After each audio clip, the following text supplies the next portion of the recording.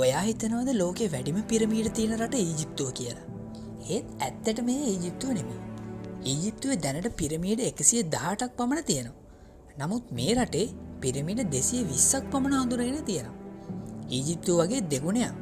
මේ පිරමීඩ ඇත්තටම ළඟදී හදපු ඒවා නෙමෙයි. පුරාණ මිසර යුගයේම හදපු නිර්මාණ. ඇතැම් පිරමීඩ ගිසායි තියෙන පිරමීඩ වලටත් වඩා පැරණි.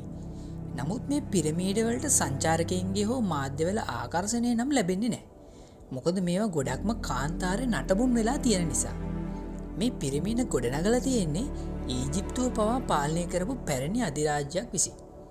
කුස් අධිරාජ්‍යය කියලා හඳුනන මොවුන් අප්‍රිකාවේ හිටපු බලවත්ම ජාතියක් වෙලා හිටියා. මොවුන් සතුව තමන්ගේම පාරාවවරුන් දේවස්ථාන සහ ලිවීමේ ක්‍රමයක් පවා තිබුණා. මේ රටේ පිරමීඩ ඊජිප්තු පිරමීඩ වලට වඩා කුඩා වුණා. ඒ වගේම උසින් වැඩි සහ එක ළඟ පිහිටි පිරමීඩ තමයි මේ රටේ තිබුණේ.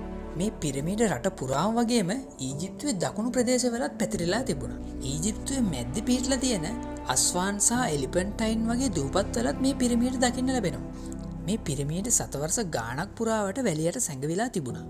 අදටත් ගොඩක් පිරමීඩ වැලියට සැඟවිලා තමයි තියෙන්නේ. ඒ නිසා ඔයා හිතනවා ඇති ඊජිප්තුව තමයි පිරමීඩවල රජු කියලා. නමුත් ඇත්තම කතාව අපිට මගහැරලා තමයි තියෙන්නේ. මොකද ඇත්තම පිරමීඩවල නිජබිම තමයි සුඩානය.